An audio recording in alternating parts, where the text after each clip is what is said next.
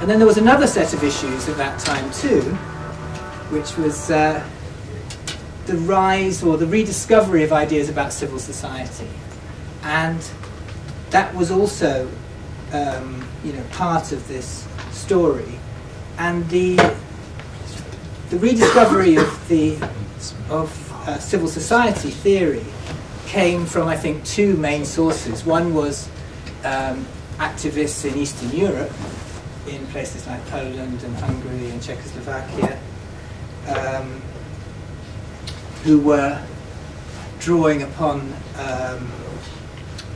Gramscian ideas very often about civil society as a site of resistance to authoritarian government. And there was also a similar trend going on in Latin America around resistance to the military governments of many Latin American countries. And the rediscovery of civil society also then in the 90s started to resonate with the development industry too, and the idea of good governance, which became, and I guess is sort of still maybe one of the central sort of paradigms of development, drew upon ideas about NGOs as being, again, this sort of three-sector model, that if you're going to strengthen development processes, you need to have this sort of three legs of the stool idea. You have to have a strong market, you have to have an effective state, and you have to have, a strong civil society. And that if you get those things right in the right combinations, then they'll be mutually reinforcing. So one of the things that I write about in the chapter is that one of the key issues in the discussion of NGOs is a strand within neoliberalism which I've called non-governmentalism. The idea of this sort of emphasis on non-state actors as being important to development processes. Have my 10 minutes yet? Well, you have. I have. Okay, how far have I gone over? 13. Okay, good. Thank you. So that's a little bit about the rise of NGOs. And of course, the rise of NGOs has also attracted a whole range of criticism. So as Catherine mentioned earlier, there was in the 80s, in this early period, a real sense that NGOs were a sort of magic bullet that were able to solve a whole range of development problems.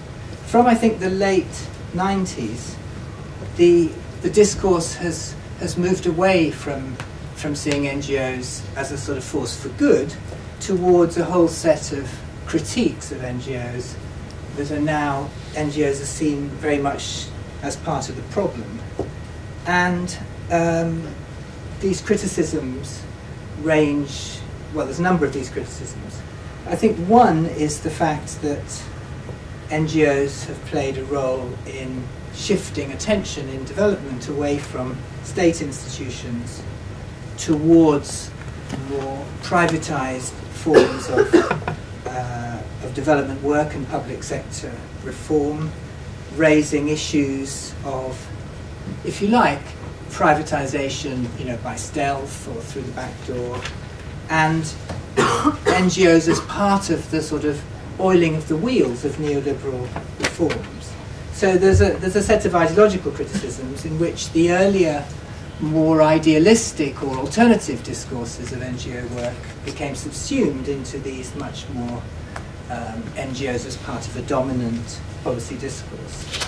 There's also a set of criticisms about accountability related to that, but also slightly different, which are to do with the way in which NGOs relate, on the one hand, to the people that they are supposedly working with or serving, and to the people who may be funding them, and also to the state with which they have to interact. And I think there are concerns about the ways in which NGOs are sort of basically self-appointed organizations with unclear lines of accountability.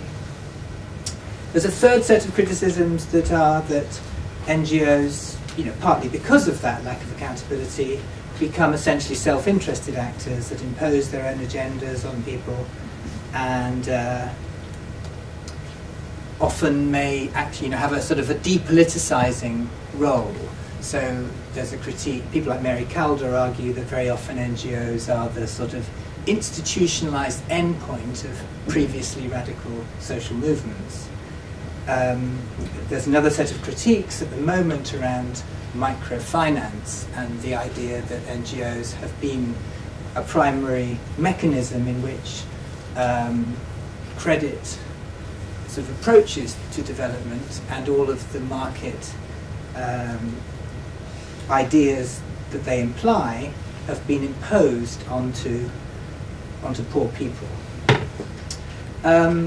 There's also a strong, that's also feeds in with some of the post-development critiques as well of NGOs as kind of agents of modernity or modernization. And then there's another set of critiques around the humanitarian field. And if you look at the role of NGOs, there was a program on the radio last week about Haiti in which NGOs were very much held up as the the culprits really for their inability to coordinate, and the sheer numbers of organisations and the sheer amounts of resources which have been in Haiti since the earthquake, matched against the relative lack of progress and of results in rehabilitating that society. So there's a huge range of these different critiques.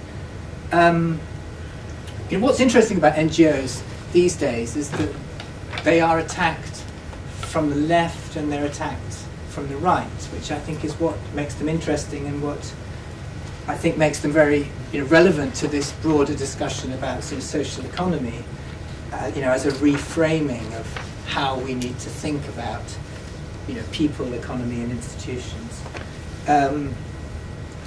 The neoconservatives in the US during the 2000s were very concerned about NGOs. There's a very interesting website that was set up called NGO Watch, where NGOs were seen as being, very much, the idea of NGOs as being harmful to US foreign policy and to US business interests. So, how am I doing?